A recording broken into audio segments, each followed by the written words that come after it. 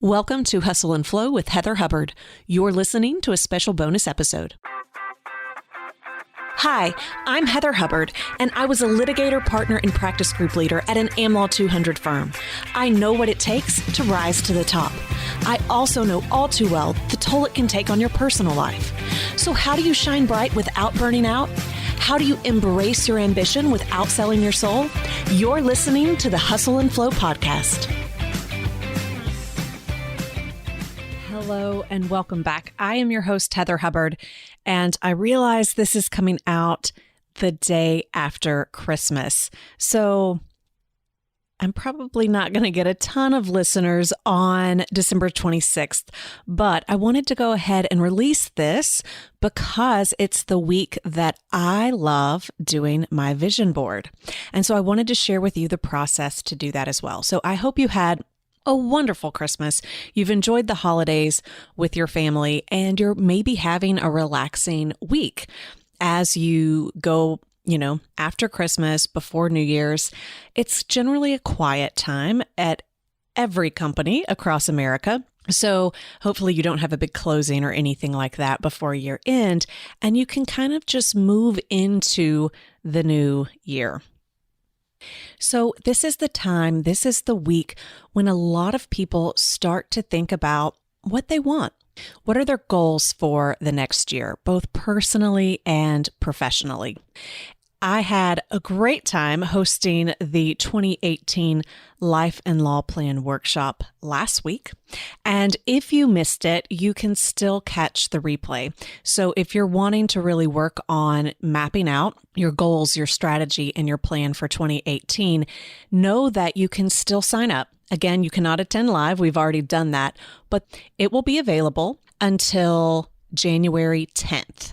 So as long as you sign up and you do the work, you watch the video, you do your plan before January 10th, you are good to go. Just know that the video does go away after then. So if you can't watch and participate, even with the replay before January 10th, do not sign up. But it is a great program. We had a wonderful time, covered a lot of great stuff, and it is a wonderful way to set you up for success in 2018. And kind of going hand in hand with that plan is creating a vision board. I love vision boards.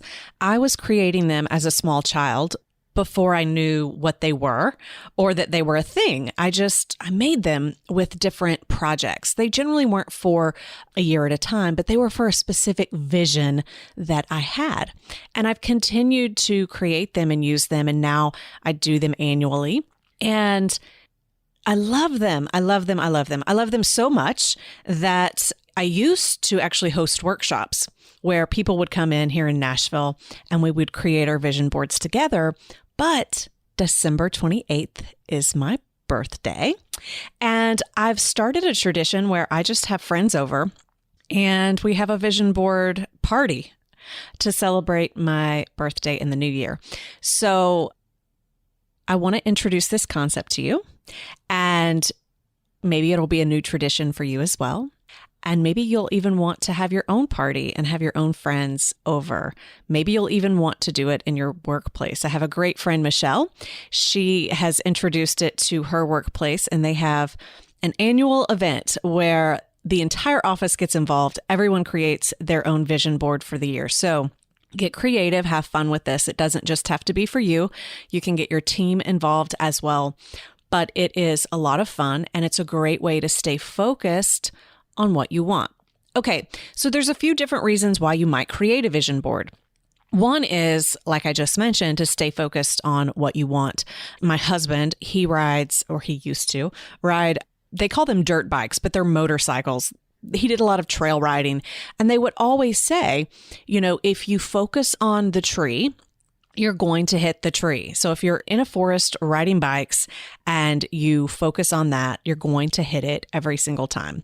So the key is to be aware of your surroundings, but not focus on things because you'll hit them. It's the same concept of police officers and other emergency responders. When they're on the side of the road, they're in more danger than usual because people see it and then they drive right towards it.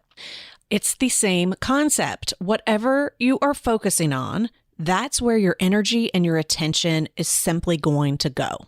So that's what creating a vision board is. It is a constant reminder of what you really want. And the more you can focus on it, literally with your eyesight, it helps you continue to give it energy and attention.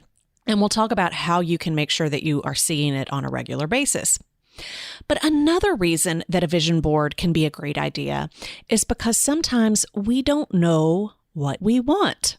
This was the first module that we covered in the Life and Law Plan workshop. What do you want? How do you figure out what it is that you even want? And for many attorneys, we get in our heads and we want everything to be perfect. We are such perfectionists. So until we can find the perfect vision, we tend to just postpone. We're like, I'll figure that out later. Creating a vision board can actually give you clarity.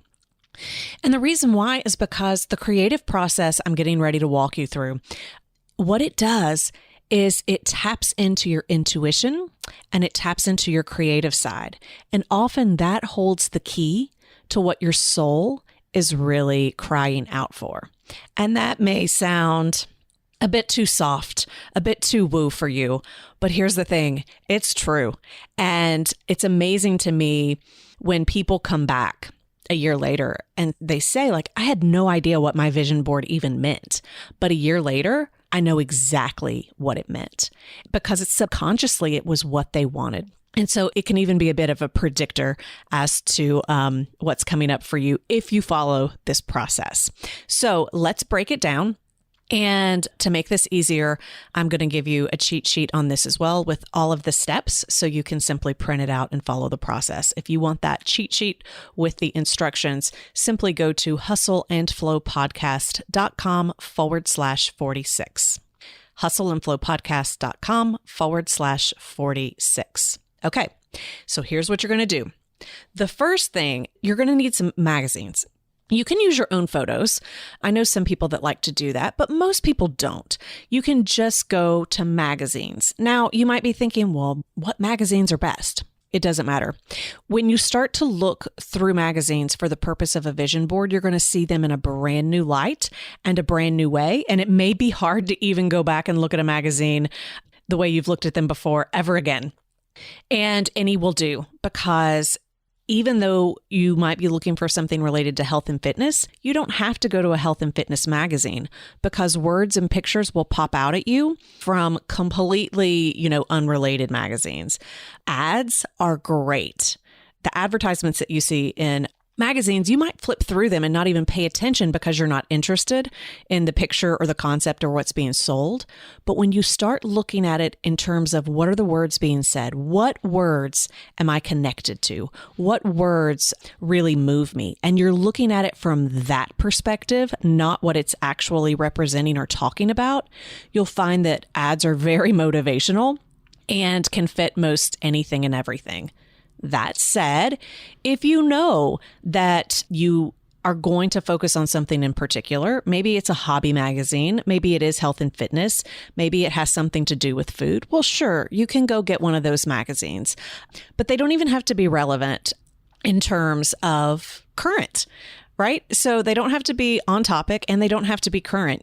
You're probably going to like the looks of them a bit more if they're within the last few years, but you can pull magazines from even 5 and 10 years ago, and you're still going to find things that you like. So what you want to do is go ahead and pull out some magazines. And again, I would not go buy new ones because it's going to cost you way too much for no reason at all. Just collect some that you have laying around the house. Maybe your grandmother has a stack or another friend has a stack. Just go grab some. And, 5 will probably do. If you're the kind of person that likes to have lots of options, then maybe choose like 10 to 15, but 5 is going to be plenty. And then what you're going to do once you have your magazines, and by the way, if you want to have everything set up to begin with so that you can knock this out all at once, let me go ahead and tell you the supplies you need. Otherwise, you can do this over the course of even a week or 2 weeks, just a little bit here and there. Here are the supplies. You're going to want your magazines. You're going to need a pair of scissors. You're going to need a glue stick. I mean, it's like kindergarten all over again. You're going to need a glue stick. You are going to need something to paste it on. I personally prefer 11 by 14 poster board, and I buy mine at my grocery store. It comes in a pack of, I think, like 5 or 10, but they're just pre-cut poster board. Some people use the really big poster board for vision boards. To me, that's a bit much. I don't like, it's just too much for me. And most people, they have more than fit on the 11 by 14, but they actually appreciate being forced to focus, right? Because we don't want to make decisions. We don't want to focus.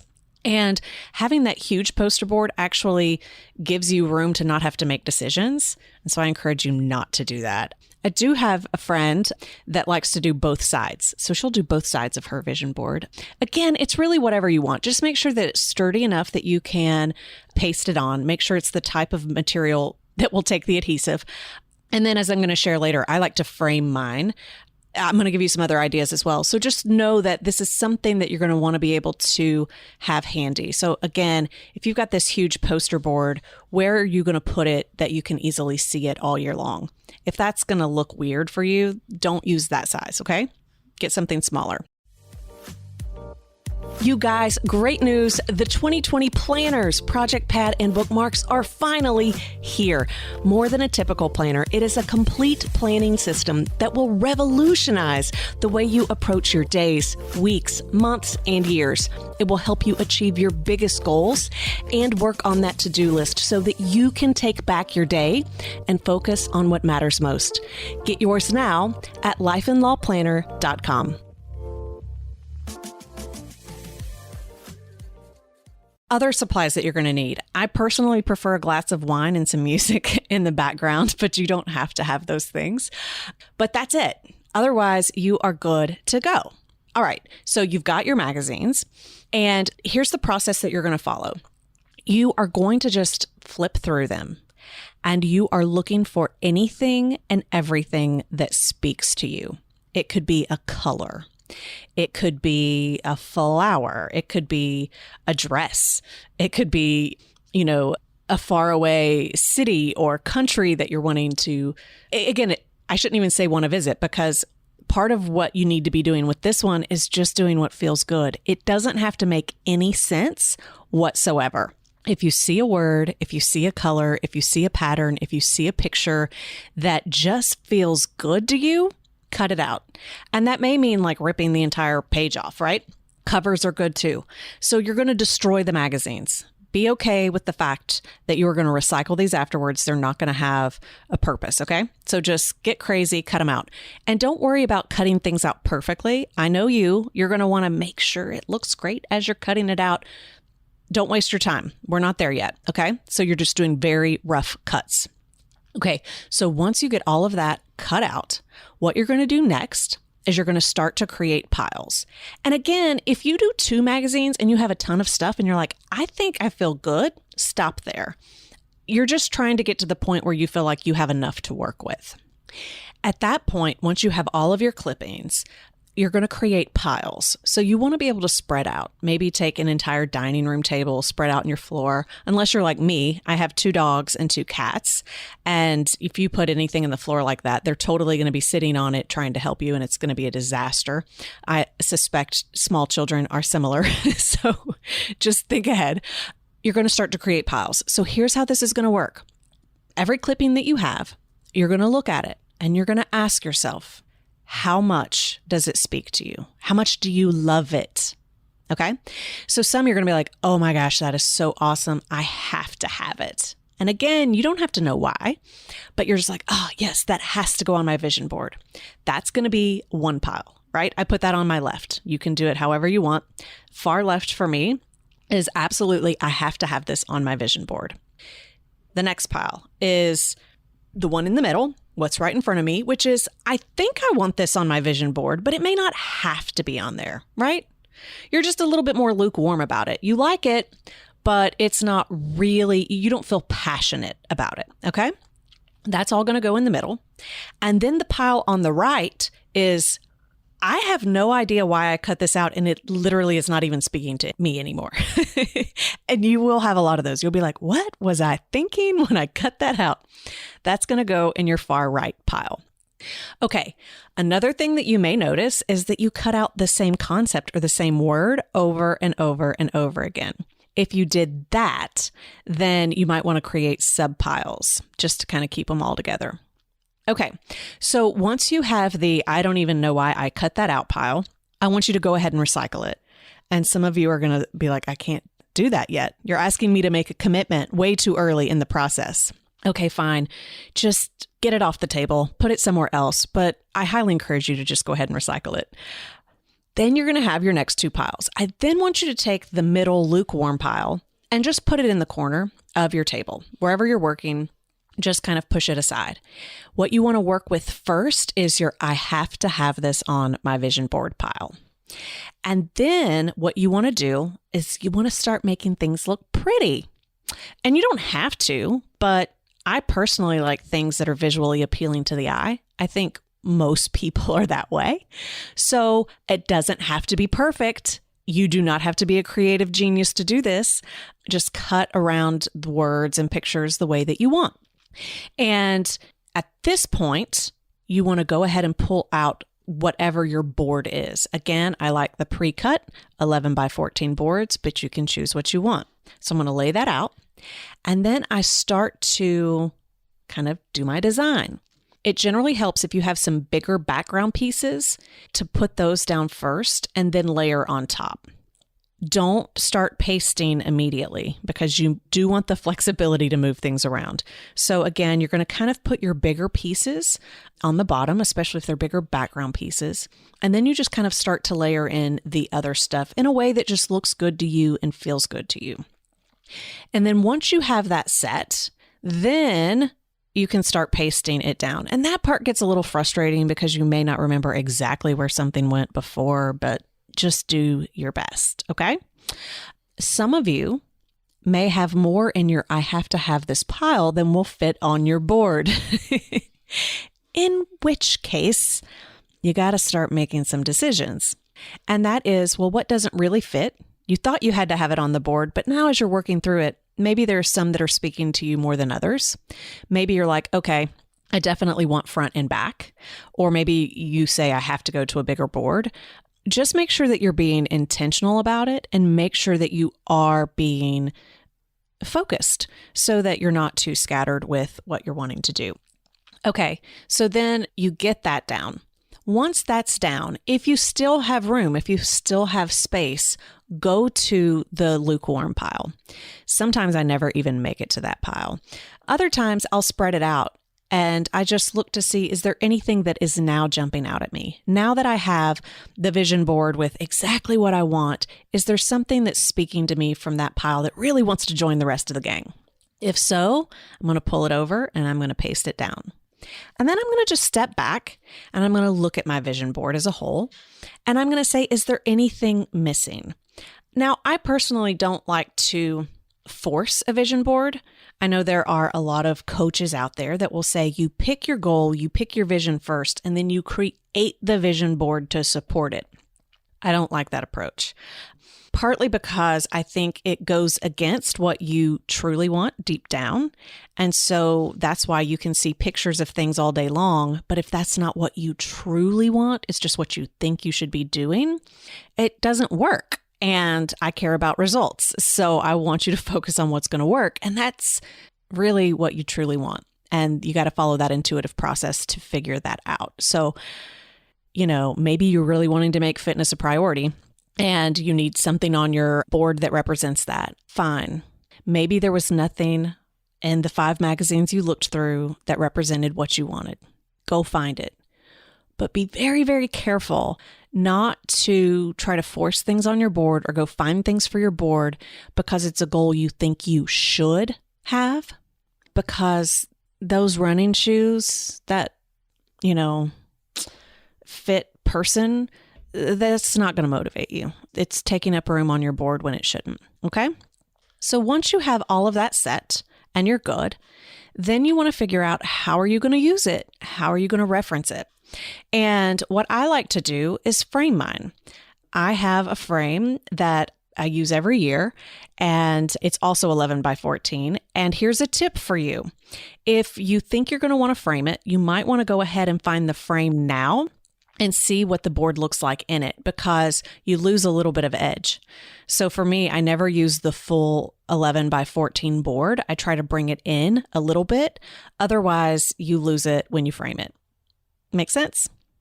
This year, I've got a new place for it. I just hung it up and it looks a little small. So I'm going to get a new frame that's bigger, that holds the 11 by 14 in the middle, but has matting around it just to really make it pop and stand out even more.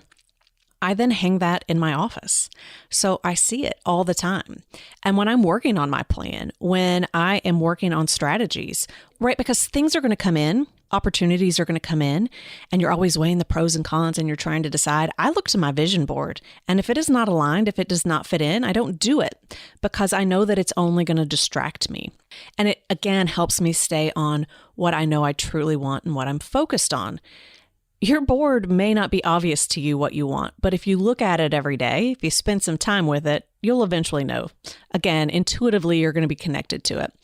Okay, so if you have both sides, one of my friends, something that she has tried out and loves, and so I highly encourage you to do this if you've got both sides, is to take it to like Staples or Office Depot or somewhere like that and have them laminate it. So it then becomes kind of like a placemat, and you can put it on your desk, and you can flip it over, but it's always there. You're not going to be marking on it or anything like that, but you'll be able to see it. I love that idea. And you can do that even if it's one-sided, right? But if it's two-sided, that's a great way to be able to see it all the time and flip it around without it, getting messed up. So I love that idea. Another is you can take a picture of it and then just make it your wallpaper on your computer screen. You could put it on your phone. If you have a planner, you can put it in the planner. In fact, one year I created my vision board within the planner. So as opposed to using a separate board, I did it within the planner. But the idea is you want it to be in a place where you can reference it often. And again, this is part of why I think the big poster board doesn't work. Unless that's just your style, it looks it's not as stylish. I'll just say that. So you want it to work with your decor. And yeah, so I'm trying to think, am I missing anything? I think I have walked you through all the steps. You've got your magazines, you're cutting without any kind of censorship, and then you are creating your piles. You pull out your board, you focus on layering first with the pile that you love. You start pasting it down. You look to the middle pile to see, do I want to add anything in? You can always look for other things outside that, but generally you're not going to need to. And then you just figure out, how am I going to look at this on a regular basis and stay focused? And I keep my vision boards because sometimes I like to go back. And oftentimes the vision that I created, the seeds that I planted for 1 year, they don't actually show up for a few more years. But because I spent so much time focusing on them, they still started to become reality, just not as fast as I probably would have hoped. So that can be fun as well. This is great for anyone and everyone, men and women. You can get your children involved if you want to do that. I have a lot of clients who their children want to get started at last 5 minutes and then they don't. But again, feel free to make this a family affair, get your girlfriends involved. You can have a party at your house, or you can do like my friend Michelle and you can have your entire office participate. I hope that you found this helpful. I hope that you create this vision board and have an amazing 2018, and it really helps you stay focused on what you really want. Again, if you want the cheat sheet with all of the steps so that you don't have to rewind this and figure out how to do it again, you can go to hustleandflowpodcast.com/46. I hope that was helpful. I hope that you are now going to create your vision board. And here's what I would love for you to do. When you actually finish your vision board, I would love for you to take a photo of it and tag me on social media. So I am at Heather Joy Hubbard on both Instagram and Facebook. And so I would absolutely love it and want to check it out and celebrate with you and help you, just get excited for that vision for the next year. So take a photo of your vision board, tag me in social media so that I can see it, see that you did it, and help root you on as you go for that vision in 2020. All right, we'll be back with a brand new episode next week. For show notes, downloads, and other free resources, and to keep the conversation going, head on over to hustleandflowpodcast.com. See you there.